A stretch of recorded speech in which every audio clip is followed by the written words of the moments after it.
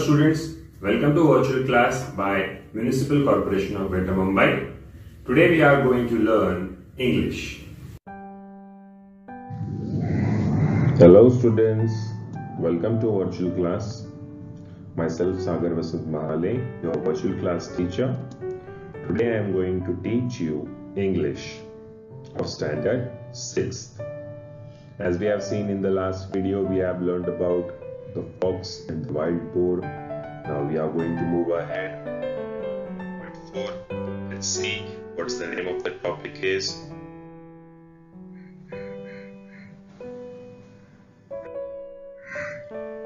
The name of the topic is A Letter from Hingoli. 1.4 A Letter from Hingoli. Now everybody know what a letter is. एक पत्र कहाँ से? हिंगोली से.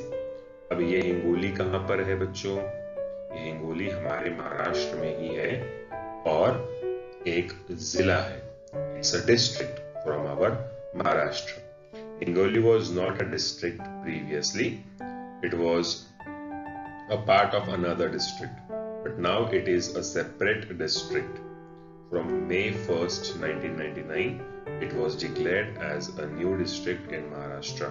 That is Hingoli. So now let's see the letter. Who has written this letter? To whom he has written the letter? And what he has written exactly in this letter. किसने लिखा है, किसको लिखा है और exactly उसमें क्या लिखा है? Hingoli. A letter from Hingoli. Let's see. तो बच्चों, जैसे कि मैंने आपको कहा कि हिंगोली एक डिस्ट्रिक्ट है महाराष्ट्र में. जो आपको ब्लू कलर का पोर्शन नजर आ रहा है वो है हिंगोली डिस्ट्रिक्ट. परभनी, यवतमाल और नांदेड़ के बराबर बीचों बीच में आता है ये डिस्ट्रिक्ट हिंगोली, जो कि औरंगाबाद डिवीजन में है. There are many divisions in Maharashtra, जैसे Nashik division, north Maharashtra division, Konkan division, Mumbai division, Aurangabad division, Nagpur division. वैसे औरंगाबाद डिवीजन में हिंगोली डिस्ट्रिक्ट पड़ता है. Let's see ahead. और ये जो पत्र लिखा गया है, ये हिंगोली डिस्ट्रिक्ट में जो एक तालुका है बिलोली, उसमें एक गांव है सागरोली. वहां पर कोई रह रहा है, उसको ये पत्र लिखा गया है. तो चलो आइए देखते हैं.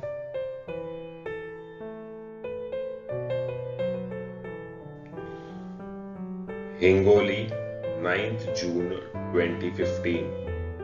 My dear Sanju Mama, I have reached Hingoli. How wonderful were the days we spent at Sakroli. Unforgettable moments. This summer vacation has added so many colorful memories to my life. Sanju Mama, I really miss Sakroli.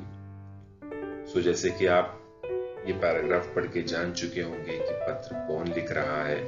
पत्र लिखने वाले हमारे लेखक अपने मामा जी को पत्र लिख रहे हैं और मामा जी का नाम है संजू. 9 जून 2015 को यह पत्र लिखा गया है. हिंगोली से लिखा गया है सागरोली को. सागरोली में हमारे जो राइटर है उनके मामा श्री रहते हैं, संजू मामा, और वो ये कह रहे हैं कि हम हिंगोली पहुंच चुके हैं. I have reached Hingoli. How wonderful were the days we spent at Sagroli. कितने बेहतरीन दिन थे जो हमने सागरोली में बिताए. Unforgettable moments. अनफॉरगेटेबल मतलब जो कभी ना भूल सके ऐसे कुछ क्षण थे. क्षण मतलब moments. This summer vacation has added so many colourful memories. इस गर्मी की छुट्टियों में, समर वेकेशन, हमारे मेमोरीज में, हमारी यादों में बहुत सारे रंगीन यादें जुड़ चुकी हैं. जो हमारे आज तक की यादें थी उसमें इस गर्मी की छुट्टियों की रंगीन यादें भी जुड़ गई हैं. अब हमारी जिंदगी में ये समर वेकेशन हम तो नहीं भूलने वाले. संजू मामा, आई रियली मिस सागरोली. जैसे हम बच्चों छुट्टियों लगने के बाद हर कोई अपने मामा के गांव जाता है या अपने दादा दादी के गांव जाता है, तो वैसे ही यहाँ पे जो 6th स्टैंडर्ड का एक लड़का है जो अपने मामा को और मामा के गांव सागरोली को बहुत मिस कर रहा था और इसीलिए हिंगोली पहुंचते ही समर वेकेशन खत्म होते ही वो अपने घर चला गया जहाँ से वो पत्र लिख रहा है, यानी हिंगोली से। और वो ये कहना चाह रहा है अपने मामा को, शुक्रिया अदा करना चाह रहा है कि समर वेकेशन आज तक का सबसे बेस्ट समर वेकेशन था। सागरोली को मैं बहुत मिस कर रहा हूँ और मैं उम्मीद करता हूँ कि शायद फिर एक बार सागरोली जरूर आ सकूं।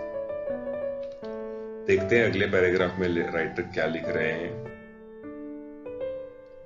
At Sagroli, I enjoyed swimming in the Manjra River, playing with Tejas and Avdut on its banks, and going on long walks through the Balaghat hills, riding a buffalo on the way back home.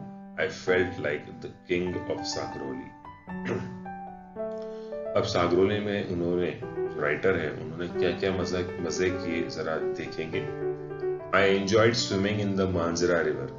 अब Hingoli district में एक नदी है सागरोली के पास, जहां से मांजरा river बहती है। और ये मांजरा रिवर के बैंक्स पर, बैंक यानी उसके तट पर या किनारे पर जो खेलने का मजा आता था, उस मजे के बारे में जो राइटर है वो हमें कहना चाह रहे हैं। अब तेजस और अवधूत, ये दोनों बच्चों का उन्होंने नाम लिया है। और ये तेजस और अवधूत मामा के लड़के, संजू मामा के लड़के, जिनके साथ हमारे राइटर खेला करते थे मांजरा रिवर के किनारे पर, वहां पर स्विम किया करते थे। And going on long walks through the Balaghat hills. अब जैसे कि बहुत से हमारे इंडिया के डिस्ट्रिक्ट्स हो या स्टेट्स हो, वहां पर पहाड़ होते हैं, लाइक एवरीवेयर मोस्टली रेंजेस होते हैं, बड़े बड़े माउंटेन रेंजेस। तो वैसे ही हिंगोली में बालाघाट हिल्स है, जहां पर बहुत बड़े बड़े पहाड़ हैं और उनमें से गुजरता है एक घाट वाला रास्ता, आपको पता होगा। तो उस घाट का नाम है बालाघाट और इसीलिए उन हिल्स को नाम दिया गया है बालाघाट हिल्स। तो वहां पर लॉन्ग वॉक करने के लिए ये सारे बच्चे जाते थे बालाघाट हिल्स पर। और वहां से घर लौटते वक्त riding a buffalo on the way back home, भैंस जो होती थी उसके ऊपर गुड़, जैसे हम घोड़े की सवारी करते हैं वैसे भैंस के पीठ पर बैठकर हम लोग घर आया करते थे। और उस समय भैंस की पीठ पर बैठकर हमें ऐसा लग रहा था कि मैं सागरोली का राजा हूं, I am the king of Sagroli. जैसे कि पहले के महाराजा राजा कैसे हाथी या घोड़े पर बैठ के आते थे बड़ी शान से, तो वैसे ही लेखक जो है ये सोच रहे हैं कि हम बफेलो पर बैठ के जा रहे हैं और हम पूरे सागरोली के क्या है, राजा है। फिर से एक बार देखिए जरा। At Sagroli I enjoyed swimming in the Manjra river. तो बच्चों ये क्वेश्चन आंसर्स में जरूर पूछा जाएगा कि वो कहाँ, किस रिवर में स्विम करने जाते थे, मांजरा रिवर। और उनके साथ कौन से और दो बच्चे थे, तेजस एंड अवधूत। एंड वो कहाँ लॉन्ग वॉक करने के लिए कहाँ जाते थे, लॉन्ग वॉक्स करने के लिए वो बालाघाट हिल्स पर जाते थे। और आते वक्त घर आते समय वो किस पर राइड करके आते थे, they ride on buffalo on the way back home. And लेखक को कैसी फीलिंग आती थी, राजा वाली फीलिंग आती थी। I felt like the king of Sagroli. So let's see some images कि कैसे उन्होंने मजे किए हैं। जैसे कि मैं आपको दिखा रहा हूं कि ये this is the Manjra river, जहां पर बच्चे खेल रहे हैं near the banks of the river. Students are trying to swim, play. शंख जो होते हैं, शेल, उसके साथ बच्चे खेलते हैं। और फिर स्विमिंग करने के लिए मजा आता है जिनको स्विमिंग आता है। तो ऐसे बहुत से मजे वो कर रहे थे मांजरा रिवर के किनारे पर। और ये रहे बालाघाट हिल्स, यहाँ पर वो घूमने चले जाते थे। कुछ ऐसे ही पहाड़ है और ऐसे ही रास्ते हैं घाट के, जो आपको नजर आ रहे होंगे। सो यहाँ पर वो लॉन्ग वॉक करने के लिए जाते थे और वहां से लौटते वक्त बफेलो पे बैठ के मानो कि हम सागरोली के क्या है, राजा हैं। इस तरह से उन्होंने समर वेकेशन फुल एंजॉय किया है। बस ये रही खेलने कूदने की बातें, अब और भी है जो उन्होंने पत्र में लिखा है। तो आइए बच्चों देखते हैं। जैसे कि आप देख सकते हैं कि they are all swimming and playing in the Manjra river. Now let's see ahead what they were doing more at Sagroli. That lunch, wow! Amras with kurdai, papda and kanda bhaji. Meera Mami is a great cook, master chef. Ajji's Shrikanda Vadi is incomparable. How I enjoyed reading the bound volumes of Kishore, Champak and Kumar in Kaka Azoba's library. I am looking forward to my visit to Sagroli next year. Now, that lunch, अब यहाँ पर खाने पीने के बारे में और कुछ किताबों के बारे में भी बताया गया है, बच्चों ध्यान से सुनो। That lunch, wow! अब वो लंच यानी एक दोपहर के खाने का जिक्र कर रहे हैं, आमरस और कुरडई। तो कुरडई बच्चों एक महाराष्ट्रियन फूड आइटम है जो जलेबी की तरह ऐसे गोल गोल गोल गोल और बड़े होते हैं जिनको तला जाता है। और आमरस के साथ पापड़ा, पापड़ा यानी पूरी, पूरी को मराठी में पापड़ा कहा जाता है।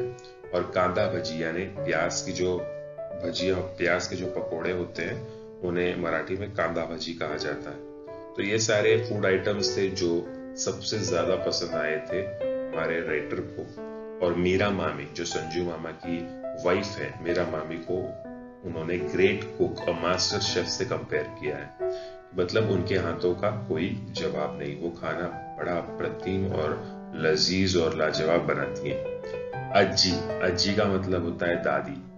तो दादी ने जो श्रीखंड वड़ी बनाई है, श्रीखंड वड़ी भी एक फूड आइटम है जो महाराष्ट्र में बहुत फेमस है, स्पेशली मराठवाड़ा रीजन्स में। जैसे कि आपको पता है कि हिंगोली मराठवाड़ा रीजन में ही आता है। तो ajji shrikhand vadi is incomparable. How I enjoyed reading the bound volumes of Kishore, Champak and Kumar in kaka आजोबाज लाइब्रेरी। अब बाउंड वॉल्यूम्स मतलब क्या होता है? वॉल्यूम्स यानी किताबों का संग्रह, बहुत बड़े बड़े संग्रह, जैसे कि किताब पार्ट 1, पार्ट 2, पार्ट 3, पार्ट 4 में बटे जाते हैं, बड़ी बड़ी कहानियां होती है। तो वैसे ही किशोर, चंपक और कुमार ये सारे जो कहानियों की किताबें थी वो काका आजोबा। अब काका आजोबा मीन्स व्हाट? एक जो हमारे फादर के जो ब्रदर होते जिसे हम उन्हें काका कहते, चाचा कहते, और आजोबा मतलब हमारे दादाजी। तो उनकी जो लाइब्रेरी थी वहां पर हमें बहुत सारी किताबें पढ़ने को मिली। दोपहर के वक्त जब हम बाहर खेलने के लिए नहीं जाते थे तब हम ये सब कहानियों की किताबें पढ़ते थे। तो बच्चों, ये चंपक और कुमार, ये किशोर, ये बहुत फेमस कहानियों की बुक्स है, हिंदी हो या इंग्लिश हो या मराठी हो।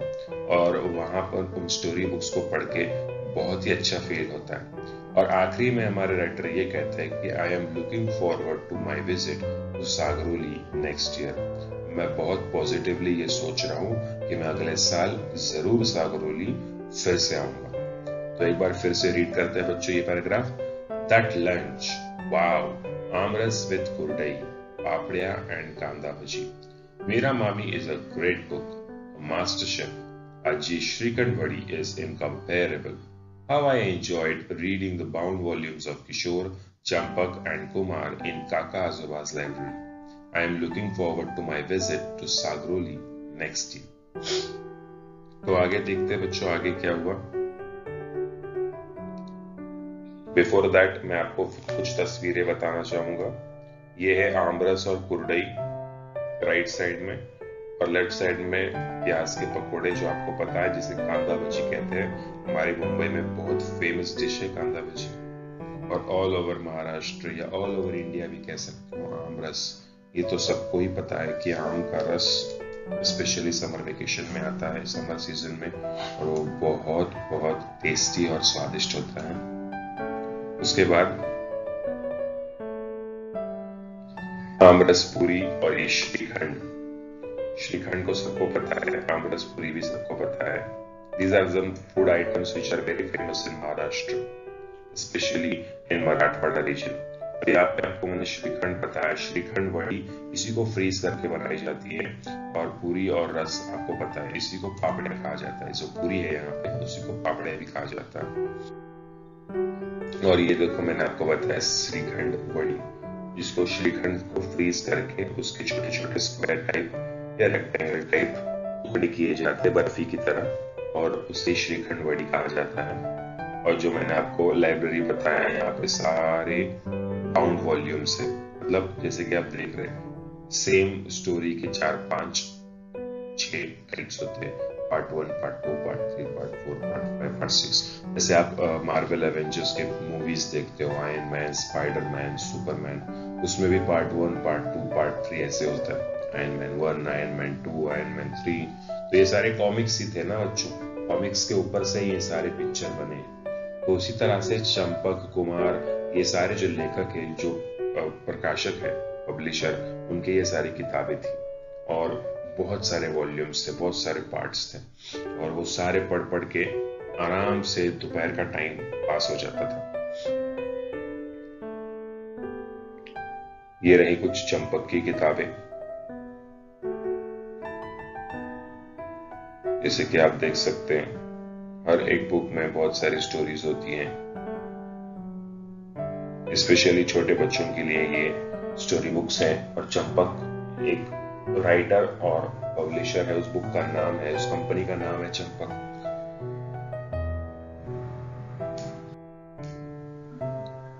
The last. Give my regards to आजी आजोबा, राजू मामा, शैला मामी, मीरा मामी, and love and best wishes to Tejas and Avdut. Yours lovingly, Raman. P.S. I am sending 2 postal stamps for Tejas and a matchbox cover for Avdut for their collections. मतलब पत्र जो होता है उसमें हम शुरुआत में पहले अपनी बात करते हैं, पहले पुरानी बात करते हैं, फिर अपनी बात करते हैं, उसके बाद हम विदा लेते हैं, हम उन्हें रिगार्ड्स देते हैं और पत्र को समाप्त करते हैं। तो उसी तरह से यहाँ समाप्ति में आप देख सकते हैं, गिव माय रिगार्ड्स टू आजी आजोबा, मतलब जो नाना नानी है उनको मेरा प्रणाम कहना, उनको मेरा प्यार देना, और संजू मामा का जो भाई है राजू मामा, और राजू मामा की जो पत्नी है शैला मामी, और संजू मामा की पत्नी मीरा मामी, इन सबको प्यार और बेस्ट विशेष तेजस और अवधूत को दे। तो तेजस और अवधूत ये शायद दोनों मामा के अपने एक एक बेटे होंगे। Yours lovingly Raman. तो हमारे राइटर हैं, उनका नाम क्या है? रमन। अब मामा के गांव गए हैं तो मतलब रमन कौन हो गया? राजू मामा और संजू मामा की बहन का बेटा हो गया। तो जैसे हम लोग, जैसे मैंने आपको बताया कि हम हर साल हर छुट्टियों में गांव जाते हैं, तो पहले अपने गांव भी जाते हैं, पापा का जो गांव होता है, उसके बाद मम्मी का जो गांव यानी मामा का जो गांव होता है वहां पर भी जाते हैं। और आपको ये बात भी पता होगी कि हमारे पापा के गांव से ज्यादा हमारे मामा के गांव में, हमारी मम्मी के गांव में हमारे ज्यादा लाड प्यार होते हैं, वहां पर हम ज्यादा एंजॉय कर पाते हैं। तो इस तरह से लास्ट में समाप्त करते हुए रमन ने ये कहा कि गिव माय रिगार्ड्स टू आजी आजोबा, राजू मामा, शैला मामी, मीरा मामी, and love and best wishes to Tejas and Avdut. Yours lovingly, Raman. Now PS. PS means एक अलग से नोट करके दिया हुआ है नीचे कि मैं 2 पोस्टल स्टैम्प तेजस के लिए और एक मैच बॉक्स कवर अवधूत के लिए भेज रहा हूँ कलेक्शंस के लिए। अब कलेक्शन मतलब क्या? किसी किसी की हॉबी होती है सिक्के जमा करना पुराने वाले, या पोस्टल स्टैम्प जमा करना, या फिर 5 के सिक्के, 5 रुपए के सिक्के जो गोल्डन वाले, या 10 रुपए के सिक्के वो जो गोल्डन और सिल्वर वाले, या फिर कोई भी ऐसी हॉबी होती है जो उन्हें जमा करते हैं। जैसे बस के टिकट कोई जमा कर लेता है, कोई ट्रेन के टिकट जमा करता है, किसी किसी की हॉबीज होती है वो कलेक्ट करते हैं। तो उसी कलेक्शंस में अवधूत को मैच बॉक्स, अलग अलग प्रकार के मैच बॉक्स कलेक्ट करने की आदत थी और तेजस को पोस्टल स्टैम्प कलेक्ट करने की आदत थी। तो वैसे कुछ 2-4 उनके पास यानी रमन के पास पड़े हुए थे। तो इस पत्र के साथ साथ एक रिटर्न गिफ्ट के तौर पर वो तेजस और अवधूत के लिए 2 पोस्टल स्टैम्प और एक मैच बॉक्स कवर भेज रहे थे। तो बच्चों इस तरह से हमने देखा कि रमन ने किस प्रकार अपने आभार व्यक्त करते हुए और जो भी वो मिस कर रहा है सागरोली को, उन सारी चीजों को लेटर्स में, शब्दों में इस पत्र के द्वारा बयां कर रहा है। और इसी तरह से हम ये देखते हैं, हम ये सोचते हैं कि लेटर जो, ये सब मोबाइल पे भी बातें हो सकती थी या टीवी पे भी, अपना वीडियो कॉल पे भी हो सकती थी, लेकिन पत्र लिखने का मजा कुछ और ही होता है। क्योंकि पहले ज़माने में जब मोबाइल, वीडियो कॉल, व्हाट्सएप ऐसी सब सारी चीज़ें नहीं थी, ईमेल, कंप्यूटर वगैरह, तो पत्र के ही व्यवहार बहुत ज़्यादा मात्रा में किया जाता था। और इसीलिए पत्र लिखना उसका प्रॉपर कैसा आराखड़ा कैसे होता है, पहले एड्रेस, नाम वगैरह कैसे लिखा जाता है, उसका जो प्रॉपर स्ट्रक्चर है वो भी समझना बहुत जरूरी है। अब मैं आपको एक छोटी सी एक्टिविटी बताना चाहता हूं। Letter is address to, begin with, last lines sign off with. अब मैं आपको लेटर्स बता रहा हूं किसको लिखना है, तो आपको किससे बिगिन करना है, लास्ट में क्या होना चाहिए और साइन ऑफ यानी समाप्ति कैसे करना चाहिए।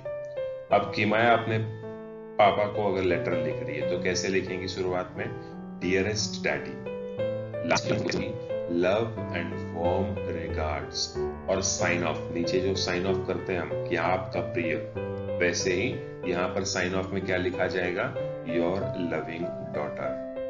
अब किमाया का छोटा भाई, समझो किमाया के छोटे भाई का नाम होगा बिट्टू, तो मैं कैसे लिखूंगा शुरुआत में, माय डियर बिट्टू। उसके बाद आखिरी लाइंस में क्या लिखेंगे हम, टेक केयर यानी अपनी तबीयत का ख्याल रखो। और उसके बाद में साइन ऑफ कैसे करेंगे, your one and only sister, या फिर अगर आप अकेली सिस्टर नहीं हो, किमाया अकेली सिस्टर नहीं होती, वो बड़ी सिस्टर है, तो वो ऐसे लिख सकती थी, योर एल्डर सिस्टर। तो you are one and only sister, ये भी चलेगा।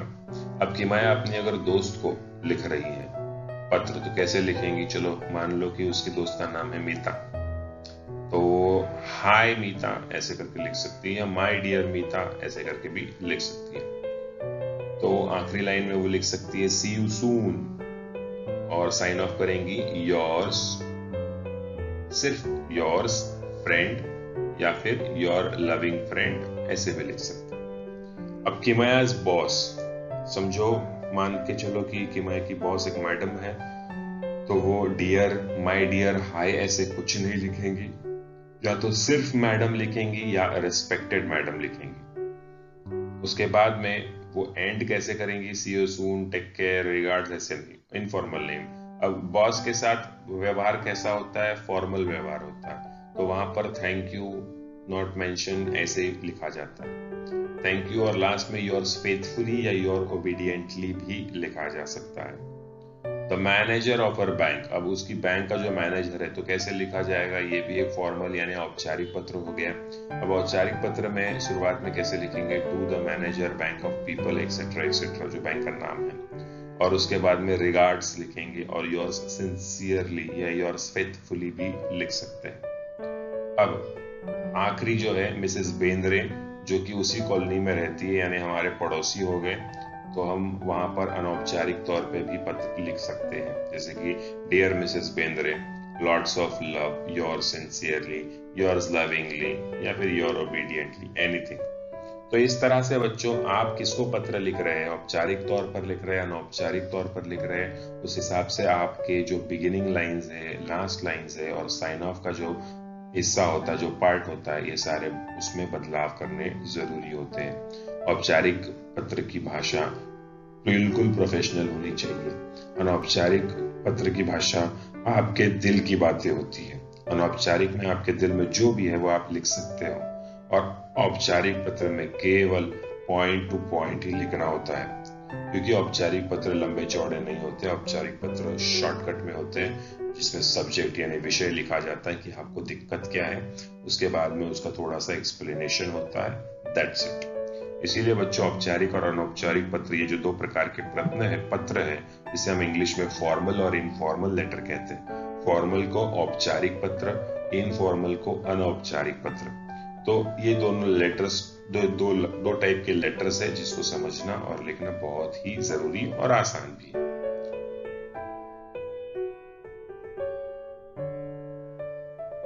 तो बच्चों अब हम एक और एक्टिविटी देखेंगे, ऑर्डिनल नंबर्स।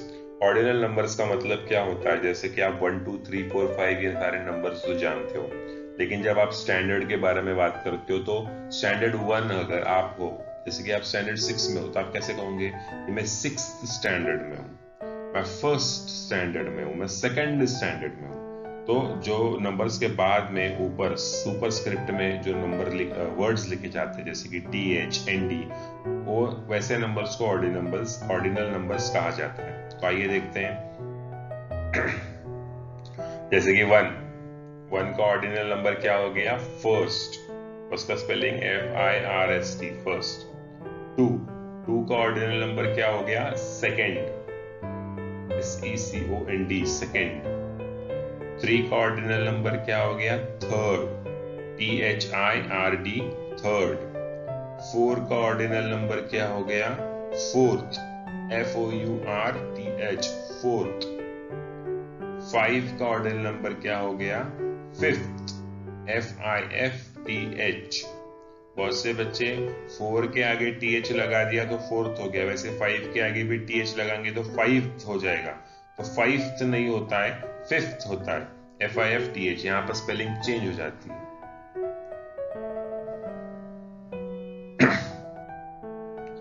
अब देख सकते हैं आप 6 बन जाता है सिक्स्थ, यहाँ पे भी सिर्फ TH ऐड करना है। 7 भी हो जाता है सेवेंथ, यहाँ पे भी सिर्फ TH ऐड करना है। अब 8 के स्पेलिंग में लास्ट में T है तो यहाँ पे सिर्फ H ऐड करना है। 8, 9 के स्पेलिंग में E हटा के TH ऐड करना है, 9th। और 10 के स्पेलिंग में फिर से सिर्फ TH ऐड करना है। तो बच्चों ये स्पेलिंग थोड़े कंफ्यूजिंग होते हैं, इसलिए मैं आपको स्पेलिंग्स भी दोहरा रहा हूँ। जैसे कि 6, sixth, SIXTH। 7, seventh, SEVENTH। 8, eighth, EIGHTH। 9, ninth, NINTH। 10, tenth, TENTH। तो इस तरह से हमने सारे ऑर्डिनल नंबर देख लिए बच्चों। एक और आखिरी नंबर मैं आपको बताना चाहूंगा। 11, 11th। 12, 12th। 13, 13th। 14, 14th। 15, 15th। 20, 20th। अब 16, 17, 18, 19 का तो वही सेम नंबर होगा, सिर्फ आखिरी में TH इसलिए नहीं दिया है। 16, 16th, 17, 17th, 18, 18th, 19, 19th। 20 का स्पेलिंग चेंज होता है क्योंकि आखिरी में Y आता है, तो वहां पर हम I और E लिखेंगे 20th। 100 का स्पेलिंग कैसे लिखेंगे? 100th, TH लगाना है। तो इस तरह से ये सारे ऑर्डिनल नंबर्स हमने देख लिए, जो कि एक्टिविटी थी हमारे चैप्टर के साथ साथ। तो मैं उम्मीद करता हूँ बच्चों कि आपको लेटर फ्रॉम हिंगोली ये जो चैप्टर है 1.4 आपको समझ आया होगा कि किस तरह से जो हमारे रमन है वो अपने मामी को पत्र लिखते हैं जो कि सागरोली में रहते हैं, और रमन जो कि हिंगोली से वो पत्र लिख रहे हैं। इस तरह से उन्होंने समर वेकेशन के बारे में आपको डिटेल में बताया कि उन्होंने कैसे कैसे मजा किए, कैसे कैसे खेल खेले, और किस तरह से वो आज भी सागरोली को मिस कर रहे हैं और अगले समर वेकेशन में जाने की पूरी आशा रखते हैं। तो मैं उम्मीद करता हूं बच्चों कि आपको ये चैप्टर समझ आया होगा। Thank you very much.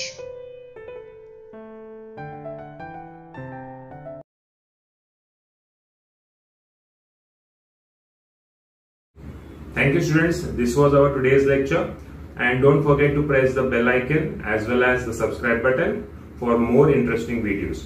Thank you very much.